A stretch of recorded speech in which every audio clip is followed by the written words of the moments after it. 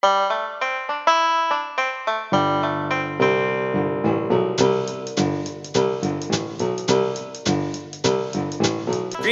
and welcome back to Movin' Right Along, a Muppet movie podcast, brought to you by toughpigs.com.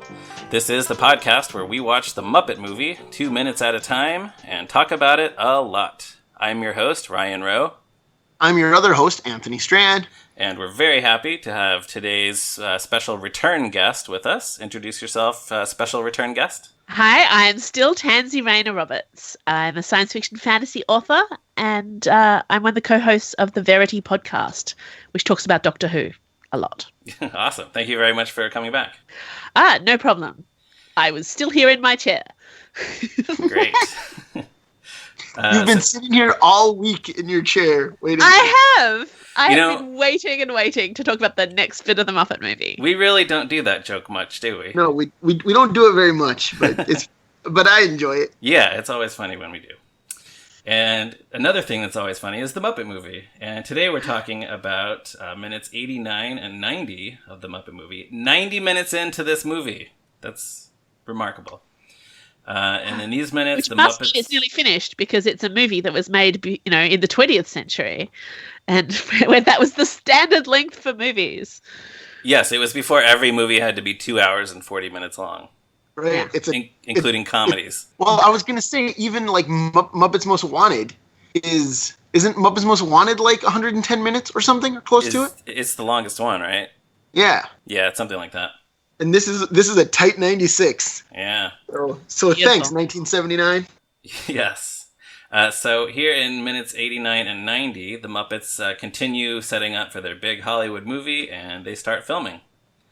And we pick up with Scooter answering Zoot's question from last time. I think Zoot said, it was something like, "What's going on?" or "What are we doing?" Janice says, "Let's do it," and Zoot says, "Do what?" Right. Yeah, so Zoot's still a little bit, kind of on another planet, but Scooter's there to answer his question. They're doing the movie. And then we hear... So everyone is chattering excitedly off-screen, on-screen. There's a second here where you hear Fozzie off-screen, and it sounds to me like he's saying, "Yes, sir, a foot stomper." Did you hear that or anything like that? Fozzie... I did not notice that at all. Because I don't know what that would mean. I can only make out "yes, sir," but which I did put in my notes. That feels much more like Kermit and Fozzie's Muppet Show dynamic, where Kermit is Fozzie's boss. Sure. Than it does like the rest of this movie, where they're best friends and equals, more or less. Right. True, but they're now coming into closer to that reality of working together and finding that new dynamic in these last few scenes. I mean, we talked last time about the meta thing of what's happening when and what's being made when. I always had troubles fitting in, but when did they make the Muppet Show? Was that after the in the Muppet reality? Was it after the Muppet movie? Because that doesn't always make sense. It doesn't really make sense. It's better not to think about it too hard. If only I could go back and tell my 8-year-old self and not think about it too hard. Yeah, well then especially when you get into stuff like the Muppets Take Manhattan, they're graduating college together. So it's when did that happen? That movie just messed with my head so badly. Well, that's why I always say every Muppet project is a standalone. There's no continuity from one Muppet project to the next. Right. And again, Tansy, you're a Doctor Who fan. It's just like... Yeah, as I say, it's actually a lot like Doctor Who, where there's no canon, there's always another timeline. Right. So Kermit and the gang can meet each other at college, or on the road, or they can be babies together, and... The Doctor can find Atlantis 3 different times. It's... He can sink Atlantis 3 different times. Sink Atlantis 3 different times, right. Yeah, absolutely. Wow. I did notice that Fozzie bit, but Fozzie does say the "moving right along" line, and that's really the beginning of this mass concentration of callbacks. Oh, yeah. Yeah, so I don't know. Foot Stomper, maybe that's not what he's saying. I think that usually just means a really catchy up-tempo song. But if anyone out there can make out what Fozzie is saying, please let us know. Because that does imply that Fozzie might in some way be in charge of the music, and that can't be right. Maybe. No, probably not. That just seems wrong at so many levels. Yeah. So then Kermit tells Fozzie to get those wagons out of there. Fozzie says, "Yes, sir, I'm off." And then there's this little tiny just piece of business where Fozzie points his finger forward a second before he starts driving in that direction, and it's just one of these tiny little moments that I love so much. It's so satisfying. It is very cute. Yeah, Frank Oz, he was good at his job. Yeah, like, I can only assume that he just came up with that. Like, it's just such a small thing, but yeah, I love that stuff. And yeah, so there's all these quick shots that are showing us they're really putting all this together. They're making this movie. They have lights, equipment cases, cameras, rope, scenery, and they're all just having the best time putting it all together. Right. That's what I noticed is how much everyone is just laughing or just like making exclamations, just hey, haha, like through this. Yeah, whole... there's a series of shots where it's like, and I don't know who says what, but I wrote down ha ha ha ha ha ha ha woo hoo hoo. So they're just having so much fun, and we're having fun watching them. Yeah, it's these joyous scenes where the Muppets come together to do something, and it reminds me of much later on with the new The Muppets movie. I don't remember which year it is, but you know the one I mean. 2011. 2011, where they're renovating the theatre. It's that same joyous thing. There's music playing. They're all coming together. They're using montage in a creative way. They're doing a project. They seem never happier than when they're like building sets together. And see, now I want the Muppets Home Renovation TV show. Why don't we have that where they go to small towns and renovate their theatres? Yeah. They actually did guest star on Extreme Makeover Home Edition one time. Well, twice actually, because Kermit did it once by himself, and then the whole gang did it on another episode. That's amazing. And now I need to obviously go catch up on my YouTube Googling for Muppet information because, oh my goodness. Yeah. Right. Looks like both of those clips are on YouTube. So. Oh, good. Awesome. Well, now I know what I'm doing after we finish this podcast. So, Dr. Teeth is carrying the church bell, and he says, mellow and profitable, which is one of those, like you were saying, Tansy, there's all these callbacks. Yes. And it's, like, we just watched this movie. Like, we've just been watching this movie, but there's something really fun and satisfying, again, about seeing all these things and recognizing them. Like, oh, yeah, that's from that scene, and that's from that scene. Yeah. Absolutely. It's nostalgia for the thing that we're still watching. Right, and for the Muppets, it's nostalgia for the adventure that they just had. Although I guess we don't actually know how long it's been between the scene in Lou Lord's office and now where they're making the movie. But maybe it's been less than a week, let's face it. Yeah. I was going to say, maybe they made 3 seasons of The Muppet Show in between. We don't know. Standard rich and famous contract. You have to, that's actually a really interesting idea. But yeah, all these beautiful bits and pieces, like the church and the Fozzie in the car, and with the moving right along. And do you have to like take a drink when your podcast name gets gets there? Oh, we should. Yeah, we should be doing that. Yeah, it's too late now. The Hollywood sign is one that we keep coming back to from multiple different shots. And of course that's important at many different levels, not just because they're in Hollywood and that's the thing, but all these beautiful different bits of setting. The one that makes me happiest, I think, is Gonzo and Camilla. There's the wooden set of Gonzo's balloons from earlier. And he and Camilla are both riding around on it together. And as they go past, he goes, woohoo! And Rolf laughs at them. Laughs along with them.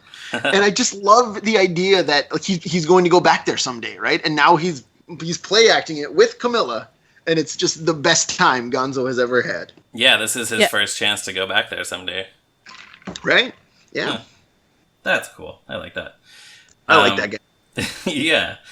So Beaker, meanwhile, is brushing Miss Piggy's hair. I don't know how he ended up with that gig. Okay, did he just walk up to her and start combing her hair? Like that's what I want. I don't know.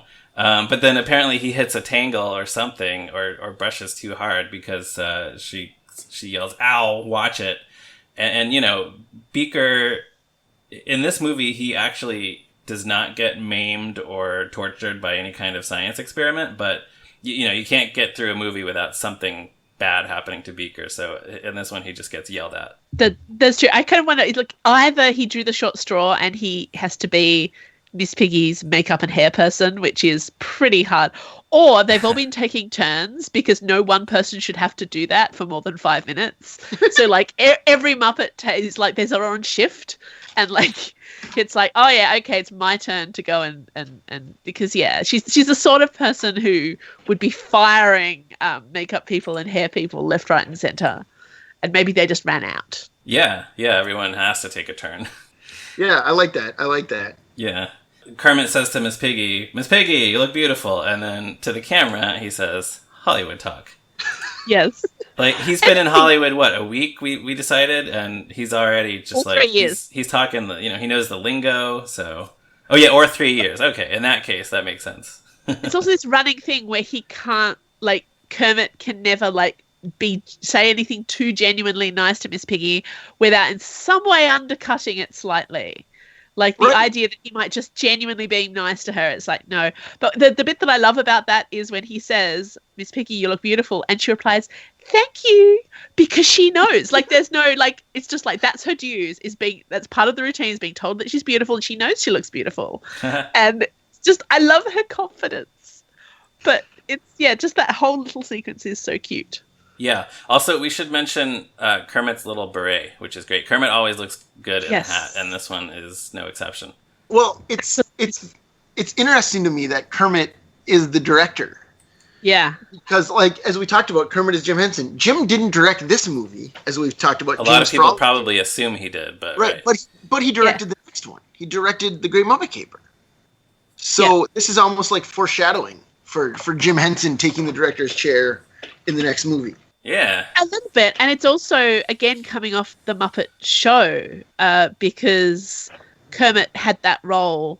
I mean, Kermit was basically the director and the producer, really. He had that organizational role in that. And whenever they come back to a showbiz story, there are always shades of the Muppet Show itself, even if that's like the Weird AU in which they ran a variety show. Right. So, yeah, it's like he's coming back to that reality. But the fact that he is the director and the star... yes, it's which is, not unheard of. It's very Orson Welles, really. Yeah. It's sad now. I'm now disappointed they didn't actually give Orson Welles the beret, but of course he's not the director, so that's all right. One other character who shows up here having fun. Like I said, everybody's having fun. One of the characters who's having fun is Crazy Harry. Yes. Who shows up and says, "Crazy Harry plays with electricity." And yes. We talked last time about how Robin was on this, but the next character, like, other than Robin, I guess, everyone else so far has been someone that they met along the way. And here now, like, the purest chaos agent in the Muppets has shown up to blow things up. And I love it so much. Yeah, and I guess this must be, if you want to try to impose a Muppet continuity on this. Here is the origin of Crazy Harry. They needed somebody to do, I don't know, he's playing with electricity. He has something to do with the lighting here. So they hired Crazy Harry, and then they kept him around on the Muppet Show to do whatever his job was on the Muppet Show. Yeah. Well, again, like, clearly there is, and like I said, they've been here either a week or 3 years. Clearly there is a deleted scene somewhere of them either holding auditions to flesh out the polar parts they needed for their movie or their crew, or just, I don't know, I feel like there's some sort of dance montage in which they ran through the sound, the stages in the studio and all the outdoor sort of parts in in the studio, just finding all the Muppets out there who are just like serving coffee at craft services or in a queue for an audition, and they just went and found all the Muppets that they could, who had just ordinary jobs in the near vicinity, and brought them into the crew. They're just like, "Hey, do you want to work on a movie?" Well, it's a little bit like the end of Muppets Take Manhattan, where the plane needs more bears and dogs and chickens and things. Yeah. So absolutely. I feel like there were flyers, and there's some sort of sequence in which they just all ran around sticking up flyers around and collecting Muppets to add to the dream. Yeah. I also don't want to skip over, though, this moment with Ralph filming Fozzie And Fozzie is just like dancing around, and he throws his hat, and he's going wow, wow, and Ralph is saying good. So I don't know if they're just testing the camera or what, but I want to see that film footage. Well, and they kind of want. Oh, sorry. I'm just saying, Ralph, cinematographer. We talked about the whole thing of the Muppets are doing all their own crew. And we had that line earlier, is it that kind of implied that maybe Fozzie had some kind of say over the music, and now Ralph is like, is the cinematographer. Did they draw the jobs out of a hat? Are they just like all taking turns at different things? Well, and I love that Ralph thinks a cinematographer's job is to say, okay, everybody stay in focus, huh? Yeah. Yes. Yeah. Well, that's a very important part. Yeah. No, the fact that they do create such a well-polished movie is, frankly, something of a miracle. Do you think the Muppets are in a union? Oh, I think they must have started one, surely. Yeah. A purely Muppet union. Yeah. Yeah, maybe. The Felt and Fleece Local 103 or something. No, that is interesting, because the whole thing of the union, clearly whatever their union is does not preclude people doing randomly different jobs that they're not qualified for. Right. If anybody can go and be the makeup person or the camera person, and we haven't talked about Bunsen is running the sound system. Yeah, so that's the next thing we see. Yeah. Bunsen is recording sound. He asks someone to give him a level, and Animal yells, "Testing!" which causes smoke to pour out of Bunsen's headphones, and the headphones and his glasses are jumping around on his head. And, I mentioned a minute ago that we don't see Beaker get injured in this movie, but we see Bunsen get injured, which is unusual, but it kind of feels like justice after all those Muppet Lab sketches. True. Bunsen had it coming. And then Animal, I don't know what his job is on the crew, but he's just very pleased with himself for having given Bunsen long-term hearing damage. That's right, and he's chained up in that shot, isn't he? Yeah, I think he's chained up through this whole sequence. Yeah. There was a shot earlier where he was actually chained to a light, I think. Yeah. So clearly his job is staying out of the way. Yeah, they don't trust him much. We mentioned Ralph telling everyone to stay in focus. Then we see Scooter come in with this clapboard thing. Clapboard. Yes. And he squishes his fingers in it. So I can remember watching this as a kid, and first of all, I felt so bad for Scooter because his reaction is not like a slapstick comedy reaction. He's not like "Youch" when he smashes it. He just kind of goes like it really hurts, and I felt really bad for him.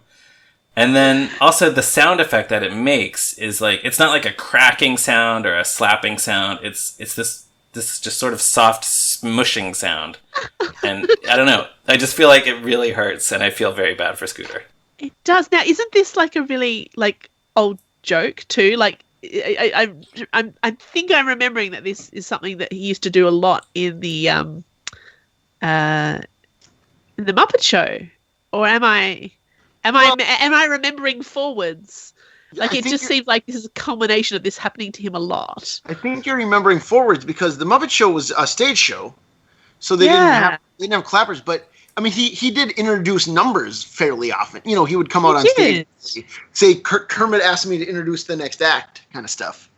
Yeah, no, maybe I am just remembering forward. I just got the feeling, it might have just been deja vu, that I have seen him do this like 100 different times and always catching his fingers in the cupboard. And now I want to know what I'm remembering. Well, this is kind of coming in and setting the stage for the movie, which is similar to his job on the Muppet Show of going to the guest star's dressing room and announcing 15 seconds to curtain. Oh, so that's kind of similar. Yeah. But I'm sure this actual gag of somebody with one of these things smashing their fingers in it had been done before this movie. Oh yeah. And many times it just felt like it was like a very specifically Muppet thing. But now I'm wondering if it was just that it got repeated later. And this is the trouble with memory of and having watched so many different Muppet things over the years in different order. Right. Yeah. There's so much, and they do bring so many jokes back. There are so many running gags.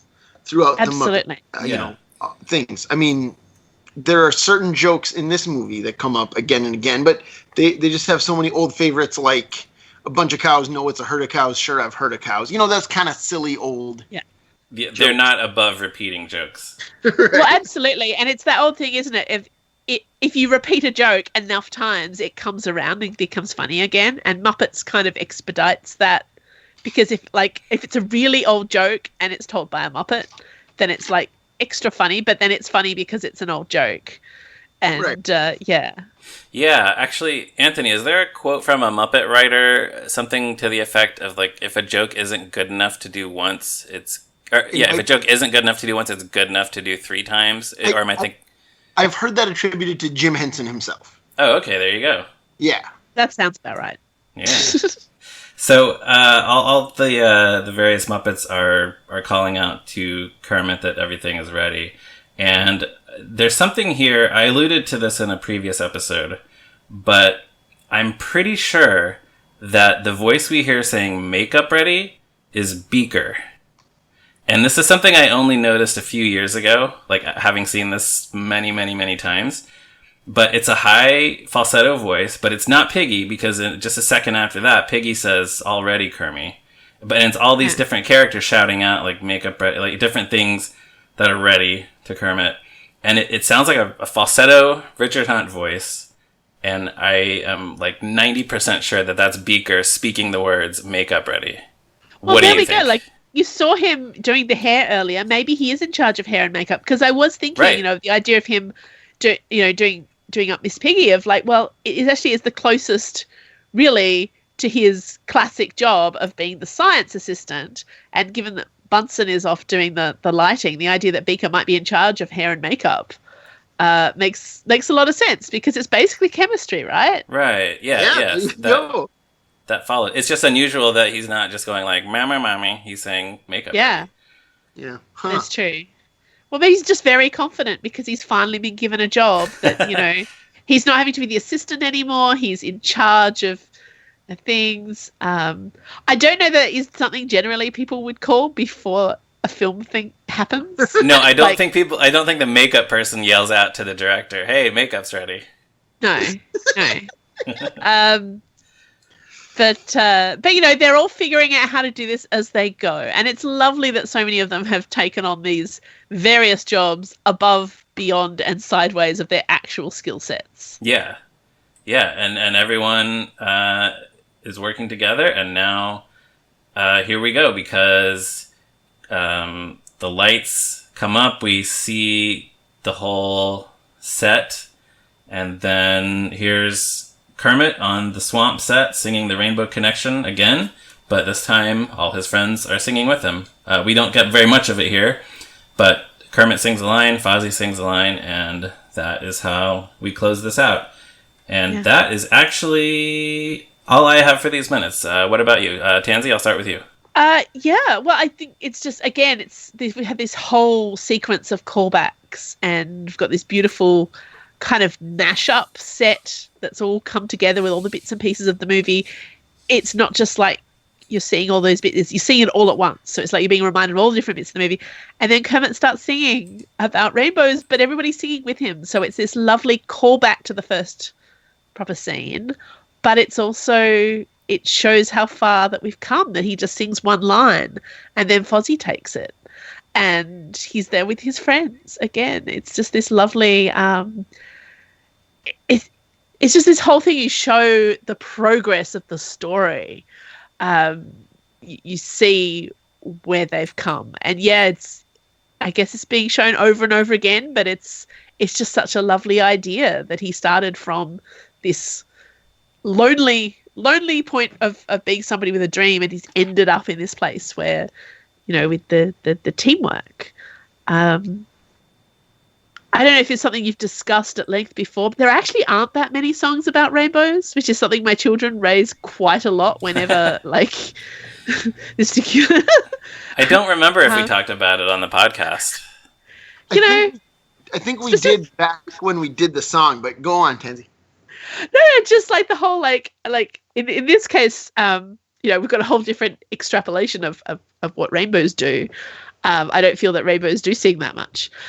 There's, I have very pedantic children, but really, before the Muppet movie, there's like one song about the rainbow, right? Which is Judy Garland in the Wizard of Oz singing about what's on the other side of the rainbow. But it's not like there's a genre of music about rainbows, right? But somehow Kermit makes us believe that there is. Well, and I think what that line means, right, is why does Dorothy sing about rainbow? Like that's actually what it's saying, right? Or it's like, why do we romanticize rainbows, or why do we fantasize about rainbows? Yeah, absolutely. Once you look in depth, it's the idea of like the mythical idea of the rainbow, and this comes back to the pot of gold thing that we talked about before, which is not necessarily a pot of gold of riches. It's your dream. You're looking beyond for something that seems out of reach. Yeah. Right. I will point out there is a page on Muppet Wiki called Songs About Rainbows, which mostly is Sesame Street songs that mention rainbows, but then it also has a song called Make Me Rainbows from the movie Fitzwilly starring Dick Van Dyke. Oh, a movie that I've seen many times. Yes, actually, I watched that movie. I watched that movie on your recommendation, Anthony. Sure. There's a song called Look to the Rainbow from Finian's Rainbow. I remember watching that as a kid. Yeah, so there's I'm Always Chasing Rainbows, which was also recorded by Judy Garland. And look, I stand corrected, and I will find that link so I can show it to my children next time they...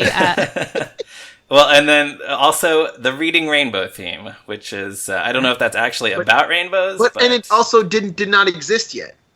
That's true. That's true. Reading Rainbow. I think you can't count songs that post-date Rainbow Connection. Yeah, I have a feeling that would take out some of the other Sesame Street songs, too.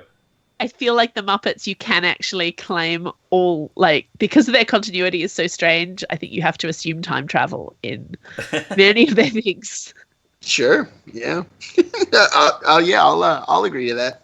Of course, it's ironic that the song about rainbows, which is the Rainbow Connection, which is being called back to here, is in itself pretty much, I have to say, probably the most famous song now about rainbows. I think even more than Judy Garland and the Wizard of Oz and all that, I think the Rainbow Connection pretty much has to have it beat by now in a pop culture sense, surely. I would be really curious to see the results of some kind of survey about that. Yeah, I think they've got to be the top two. Oh, absolutely, yeah. But they might just be neck and neck. I don't know. Yeah, that's interesting. So, Anthony, did you have anything else for these minutes? No, I do not. All right. So, Tansy, one thing we like to ask our guests is, what is your history with the Muppet movie? Do you remember the first time you saw it? Is it your favorite Muppet movie? How would you rank it with the others? That kind of thing. That's one of those things. Like, I was born in 1978, so I definitely don't remember when it first came out. My memories of Muppets is this big amorphous mix of all Muppet stuff that was available in the 80s, I guess. There was a lot of back and forth. So I don't remember what my first Muppet thing was that I watched. I mean, I guess I probably would have seen Kermit on Sesame Street before any of the other Muppet stuff. Sure. I definitely knew Sesame Street Muppets. But yeah, I don't remember when I saw the Muppet movie. I also think I may have seen Muppets Take Manhattan and Muppet Babies before seeing the Muppet movie. But I definitely watched it when I was very young, and I've watched it many, many, many times since. I think it's probably my favorite now. As a kid, my favorite was The Great Muppet Caper, which I loved for a very long time and still do. I mean, it's really hard to go past a movie that has Diana Rigg in it. And I think in many ways that one's a more accomplished movie, but probably the Muppet movie has come around to being my favorite just because I think I've rewatched it more than any of the others. It did cause me significantly less philosophical distress than the Muppets Take Manhattan. And it's just such a good movie. It really is. I didn't see the Muppet Show until many years later. Like, I think I was in my very late teens when they started showing them on repeat on Australian television. Because I'd missed them obviously the first time around, and I watched a bunch of them then, and it just was kind of mind-blowing to have that extra level of Muppet sort of history. Right, so many more hours of Muppet entertainment. Yeah, and it's particularly weird, like watching it, in my case, okay, it would have been the first half of the 90s, or mid-90s, and watching them then as an Australian, because it had this extra level of, like, they were more than 15 years old when I was watching them, if not older. And I didn't always get, especially the American celebrities, like I didn't always know who a lot of them were. The people who were famous in the US in the late 70s are not necessarily people that I was aware of as much as, say, the British guests, which I was very familiar with because I was raised on mostly British television by a British mother despite living in Australia.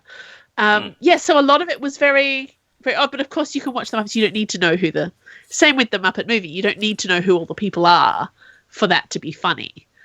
Yeah, but I do love this movie. It's probably the one I've watched with my kids most often, apart from probably the 2011 one, which, they were completely of the age for 2011 to be their Muppet thing. But I have highly nostalgic children, so they're also very fond of the 80s. Well, the 2011 movie is also pretty nostalgic itself. That's kind of the premise of it. Probably the one that maps most closely onto this one, because pretty much after this, they're always like taking them up at somewhere new and somewhere different. Yeah. I'm also very attached to like the movies that were coming out that I remember actually going to see at the movies. The Muppet ones were the 90s, which were the Brian Henson era of, literary reference. So yeah, the, Treasure Island and Christmas Carol and those ones. Yeah. And it's exciting when you're already a fan and there's new stuff coming out. Absolutely. So having the Muppets make their big comeback with 2011, because at that point there had been quite a long gap. I even have really quite emotional. One of my favorites, actually, I think, which is a very underappreciated Muppet movie, is The Muppets from Space, which, there are a lot of bits about it which are maybe not that great, but I just actually really love the sequences of the Muppets all living together in a giant share house. Like, that just kind of weirdly just blew my mind, and I just really loved that whole idea of them all living together in a house. It was just this slightly different dynamic to the whole working in theatre thing. But I've always loved like stories about showbiz and stories about actors and performers. So the Muppets, for many reasons, have always hit my sweet spot. Yeah. I just always, but this one, from a narrative point of view, it's just such a clever movie. It really is, and it just has such a good story and structure to it. Like, as a writer, you can see that the fact that this like big finale has so many callbacks to the movie as itself. It's very cleverly constructed. They did a very good job. I was thinking about that. You said something earlier about repeating themselves, but somehow they get away with it. I don't know if it's because there's an earnestness to it all, or just because you love the Muppets so much. But I don't know if every movie could get away with this kind of thing, this kind of sequence at the end, but somehow the Muppets can do it. Yeah, but it's also like, good writing. And again, I reread the Terry Pratchett novel I mentioned before last episode, but the Moving Pictures, which is talking about cinema, and then I was listening to the podcast Pratchett, which analyzes, and they were analyzing moving pictures, and they talked about how like a really good comedy ending, a really good ending of a Terry Pratchett novel was like really good stand-up, and they were talking about really good stand-up comedy. The joke no matter what you've done, no matter where you've gone, the joke right at the end comes back to the first thing you said. Like the most beautifully constructed piece of stand-up comedy. And so it feels inevitable. And it's that thing where the end and the beginning if they connect, there's a sense of narrative rightness for the person watching and appreciating. Like something like when you watch something like a Billy Connolly performance or one of these sort of big ones where he'd just ramble for an hour or sometimes like 2 hours in a concert. But somehow he would come back to where he started at the end, and you just feel, yes, it's very satisfying, and it's very satisfying in comedy because comedy is the hardest thing to write. and it will often get the most mixed. Like I've written a lot of comedy or like humorous fantasy fiction, and I found that the responses that people gave to it were a lot wider than if you're just writing, straight fiction or fantasy or science fiction or whatever. Because if people come to something expecting it to be funny and they don't find it funny, they get really angry. But also there's this expectation, like you come to something expecting it to make you laugh or to entertain you, and it's like the failure setting for comedy is different to the failure setting for anything else. And so it's like they're like, well, I was told this is a funny book and it didn't make me laugh, therefore it feels like a failed book. And it's like, and so I would always get really frustrated. People never talked about like the fantasy aspect of what I was writing, because it was like they could only say whether or not they found it funny. Yeah, you could tell a complete story, like perfectly structured, but they're just expecting to laugh. Exactly, and I found that and that's where I found the secret to this is not to tell people that it's going to be funny, because if people are surprised to find something is funny, then they adore it. But if they come in thinking it's going to be funny, then you have to work a lot harder. And the thing about the Muppets and about this movie in particular is it's a straight story, like it's a proper heroic narrative. There's so much about it that's terribly serious, and it's not, even when it does get a bit experimental and strange, like with the shots in the forward and the watching their own movie and all that stuff. Like ultimately, like Kermit is such an earnest hero, and everyone around him like has their own narrative that's quite serious, and it's such a hard balance to make, that thing of because they're telling a story with puppets. Right, but if they do their job well enough, you kind of forget the fact that they're puppets. Yeah, you do. Absolutely. But I think it was really interesting. The thing that I found interesting about, listening to comedians talk about things like the Muppets or any kind of comedy is really fascinating, because I like people like stand-up comedians, because I know quite a few stand-up comedians, and hearing them analysing fiction is really, really interesting, because I never actually think about, like I've written comedy, but I don't really think about the mechanics of comedy in the way that stand-up comedians do, because of course what they do is so technical. And a lot of what you see happening in the Muppets is it's based on a live performance, even if it's filmed for a movie. Like there's a lot of those rules of comedy and how comedy works and how performance works. And of course the fact that you've got a character in it who's a failed comedian is in itself kind of fascinating. But there's just something so strange and improbable about the Muppets, and I do think it works best when it's a really serious story, as opposed to this is a hilarious story of chaotic hijinks, because we know we're going to get chaotic hijinks. It's the Muppets. Right. That's an interesting thought. I mean, I'm sure you could kind of use that as a way of looking at why certain Muppet projects maybe are better than others. I think that's probably very true. And it is why it is so interesting what happened, where Brian Henson kind of took over and sort of went in that direction of like, I'm going to retell great literary stories with Muppets, which at the time was like, that seems like a strange, and it worked so bizarrely well. Well, I think Muppet Christmas Carol specifically, especially, works so well because it sticks to the story exactly. Yes. It uses so much of Dickens's original language. It really does. And then there's this Muppet weirdness kind of poking its head out and showing up where you don't expect it. And it works like gangbusters every time. It really does. And it's aged so well. Like it was quite, I think, popularly successful at the time. But now the way people talk about the Muppet Christmas Carol, I mean, you still have people, talking about the Muppet version. Actually, I saw a great little interview with the guys who create, I think it's either the creators or the main actors of Black Sail. And they were saying, well, the problem with doing, a serious drama about Long John Silver is that you've got the Muppet Treasure Island to live up to. Like, that's that's the benchmark. I love that. That's great. And I think it's true. Like, I think a really underestimated and another unappreciated gem of Muppet history is their version of The Wizard of Oz, which I think went direct to video, or direct to DVD. Yeah, it was a TV movie here in the US. Yeah. it's such a good version of the Wizard of Oz. That is fascinating to hear you say, because it's among like big fans, it's not generally very well liked. I know, like I can tell you, Ryan and I are both not fans of it. Yeah, it's not one of my favorites. Really am very, very fond of it as a version of Wizard of Oz. Like, I would probably prefer to watch that than the original Hollywood movie version, which I've seen many times and I do enjoy. And it does use a lot of fun stuff from the book that the movie did. I like. It definitely took aspects of the book, and I love, like, Oz in itself is very dark and weird, and it mixes with the Muppets realistically. It's a darker version in some ways. The fact that they had Miss Piggy playing like all the witches is she's all four witches. Yeah. She's all four witches. Yes. Yeah, we see a house fall on her, so she's all four. Oh, and the biker version of the Wicked Witch, and the biker hat, which controls the monkeys, and they're all this bikie gang.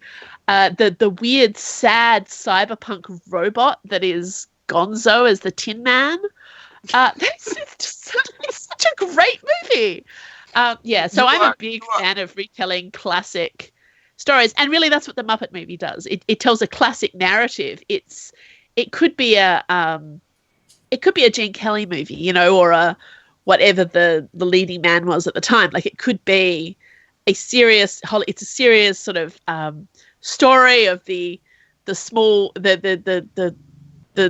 beautiful voiced young man with no particular who's not going anywhere, who sets out to seek his fortune. It's a really classic, almost mythic tale of showbiz success that happens to be told through Muppets. Yeah. Yeah. There we go. Okay. So if there are no additional thoughts, I think that's a great note to go out on. Yeah, no, I think I'm probably done for now. Yeah, that was great. So with that, we will wrap things up. And listeners, please check out toughpigs.com on the internet, as well as Facebook, Twitter, and various other places. You can find me on Twitter at @MeRyanRowe. You can find Anthony on Twitter at @ZeppoMarxist. And Tansy, where can people find you on the internet? You can find me on Twitter at TansyRR, and at my website on tansyrr.com. You can also find me on the Verity podcast talking about Doctor Who, and the Galactic Suburbia podcast talking about science fiction publishing and more industry professional stuff. And can I plug one of your projects that I really loved? Please do. You were talking about retelling classic stories. Yes. Our listeners might not know, Tansy did a podcast which was called Frankentastic, and was I loved it. I adored it. It is a regendered reading of Frankenstein, the original novel by Mary Shelley. She changed the genders of all, kind of switched around the genders of all the characters, and it provides a new lens on that story, but also is just a very delightful reading of the book if you haven't read the book in a while. Oh, thank you.